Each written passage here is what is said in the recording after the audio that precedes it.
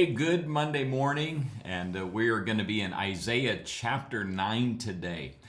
Pastor Mark on Friday began a month-long reading schedule that we have provided for the congregation, and those of you that watch us online, if you would like that, you can email us at the church office at it'sallaboutfamilies.org and request the reading schedule. We're encouraging everyone to read along with us as we look at the majority of the passages in the Bible that talk about the birth of Jesus.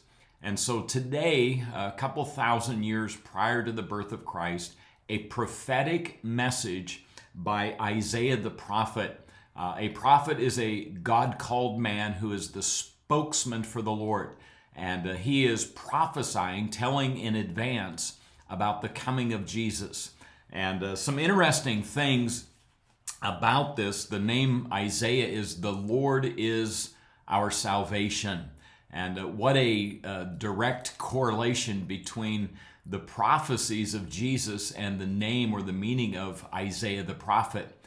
And so as we think about this, we're talking about 700 AD, sometime before the time of Christ, when Isaiah was the prophet, the late 600s, early 700s. And he is telling that. So we're talking a couple thousand years ago. And the message is Jesus, the Savior, the royal throne of David. He is coming to be the king. And so I want to read in chapter 9, verse 6 and 7 today. And you're very familiar with this because it's almost in every Christmas program. "For unto us a child is born, unto us a son is given. And the government will be upon his shoulders, and his name will be called Wonderful, Counselor, Mighty God, Everlasting Father, the Prince of Peace. Of the increase of his government and peace there will be no end, upon the throne of David and over his kingdom, to order it and establish it with judgment and with justice. From the time forward, even forever, the zeal of the Lord of hosts will perform this." And so let's just break these down a little bit and think about this. The government will be on his shoulders.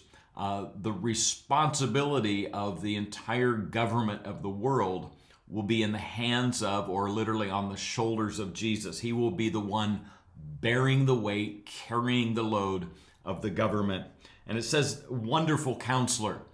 Most versions have a comma in there, but I think maybe from most commentators, they would say that it's meant to be one title, a Wonderful Counselor. And when we think of that, he's comparing this to the modern day kings of Israel that were leading the people, compared to the supernatural wisdom that Jesus will have and how he will lead. There is a big difference, because why? The government will be on his shoulders. It will be a rule and a reign with peace. The 1,000-year reign of Christ that is coming after the time of the rapture, after the 7-year tribulation, that time of peace. He'll be the Wonderful Counselor. Then he says, the Mighty God. This is transitions from leader of the government to a mighty warrior. And we know during the tribulation period and then the 1,000-year reign and the time that the nations will rise up against Israel, Jesus will have a dominant role in that. And this prophecy predicts that, the mighty God. And then he says, the everlasting Father.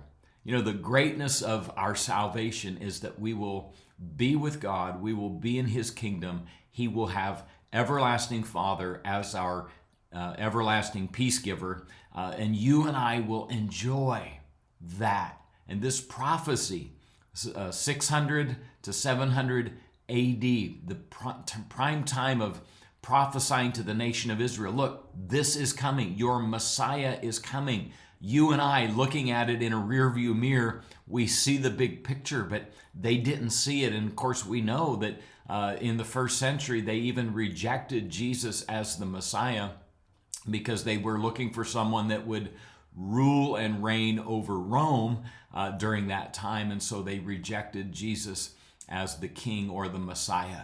And so you and I, Christmas is such a special time of the year.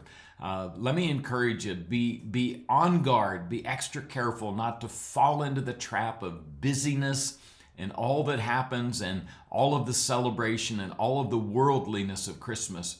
But be reminded from the time prior to Jesus' birth, everything that history documents about the birth of Jesus, and then everything that the New Testament teaches us about his salvation that he has given to us.